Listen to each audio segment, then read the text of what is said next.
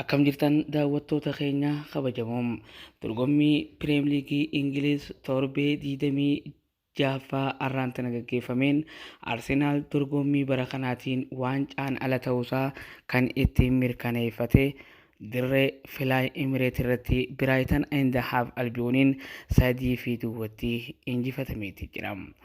Arsenaal tapha dorgommii waancaa Pirimeer Liigii Ingiliz kan bara kanaa tapha xumuraa 38ffaa Biraaytanii wajjin Filaay Imireet irratti taasisu tikeeta seensaa paawandii miiliyoona 10 gurguruudhaaf karoorfateeti ture.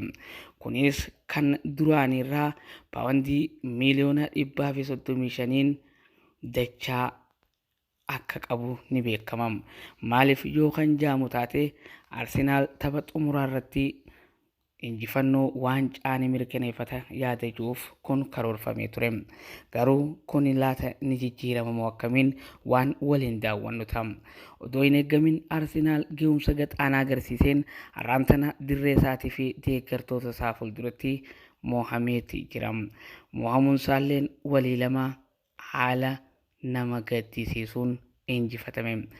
Dorgommii bara kanaa kan yeroo dheertuudhaaf waancaa ni mo'ata jedhamee dursummaa isaa qabatee gulufaa ture kan dabarsee Maanchister Siitiidhaaf kanne bubbuleetti jira.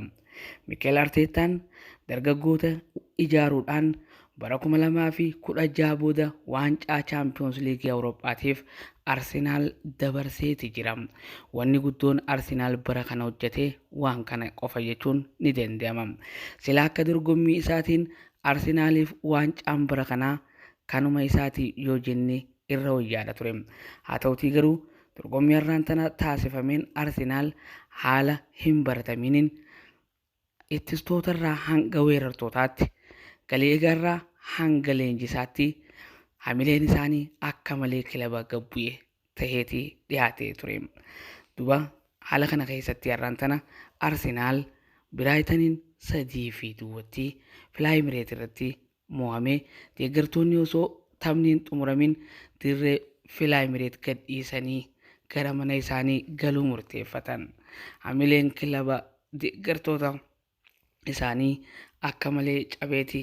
Arsenaal har'aan tana kan moohamee deeggartoota isaallee hedduu mufachiise. Deeggartoonni osoo kubbaan hin dhumin dirree gadhiisanii gara mana isaaniitti galan. Mikel Arteetaan yaada kanneen taphaan boodatti kilaba kana kubbaa miilaa haala kamiinuu yoo deeggaraa taate Arsenaal dinqisiifachuu yoo dhabdee waan nama ajaa'ibsiisu jechuudhaan yaada ajaa'ibaa kannateeti jedhama. Leenjisaan Biraaytan and Haaf Albiyoon tapha dabreen Evertaniin goolii baay'eedhaan injifatamneeti turre.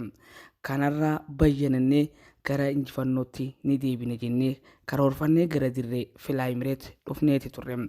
Haa ta'uutii injifannee karoora keenyaas galmaan gahannee jirra. Kun nuu milkaa'ee jira jechuudhaan leenjisaan dargaggeessi kilaba Biraaytan and Haaf Albiyoon dubbateeti jira. Roobertoo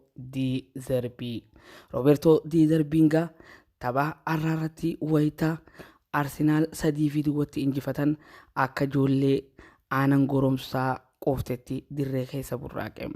Maartineeliin taphaan boodatti yaada kannatee jira.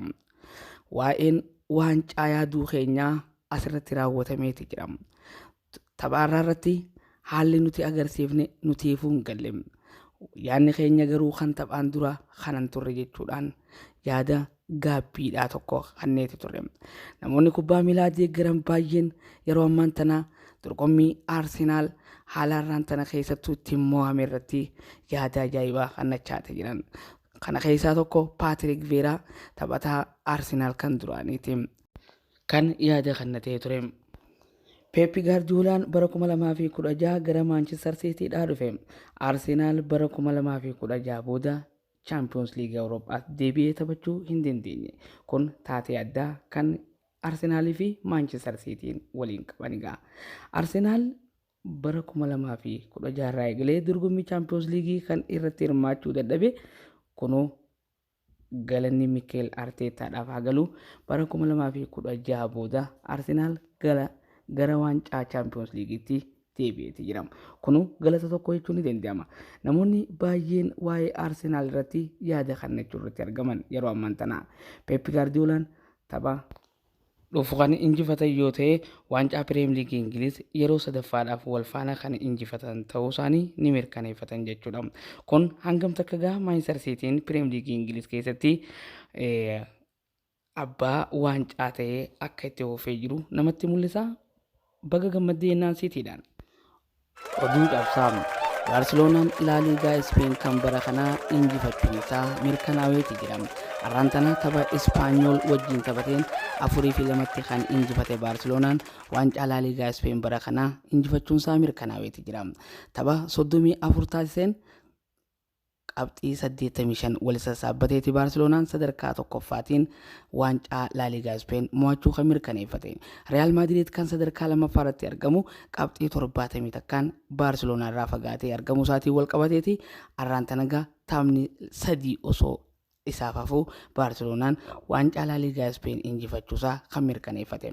Galgala kana dorgommii taasiseen Baarseloonaan tapha Ispaanyool wajji taphate yoo injifatu kilabni isaa kan waancaa Laaliigaa Ispeen baranaa injifate deeggartoonni Baarseloonaadhaa gara dirreedhaatti seenuuf yaalanillee humnoota nagaa eegdotaatiin dirree akka hin seenne dhorkamaniiti jiran. Kanaafuu gaa taphni osoo hin xumuramin dirree seenuun dhorkaa waan ta'eef qaamonni nageenyaa deeggartoonni akka gammachuu isaanii hin ibsanne dirree keessaa dhorkuu danda'aniiti jiranii. Baarseloonaan har'aan tanaa lafti warra Kaataalaan gammachuu ajaa'ibaa keessa jirti jechuudha. Ispeen kana Baarseloonaan kanaan duratti yeroo 26 injifachuudhaan sadarkaa lammaffaa Real Madriditti aanee argama ture. Har'a injifannoo 27ffaa galmeessuu isaati. Real Madrid yeroo 35 waancaa Laaliigaa Ispeen injifachuudhaan sadarkaa tokkoffaarratti argama. Atletico Madrid yeroo 11 injifachuudhaan waancaa Laaliigaa Ispeen kana sadarkaa sadaffaarratti argama. Real Madrid bara dabre waancaa injifachuudhaan har'aan tana sadarkaa lammaffaatiin Baarseloonaa hordofaati ture. Bara 2020 takka Atletico Madrid waancaa Laaliigaa Ispeen hoggaa mo'atu bara 2020 Real Madrid waancaa kan ammaas injifachuun isaa kan yaadatamudha. Bara 2019 boodagaa Baarseloonaa gara waancaa injifachuutti deebi'uudhaan har'aan tana bara 2023 waancaa kana kan mo'ate.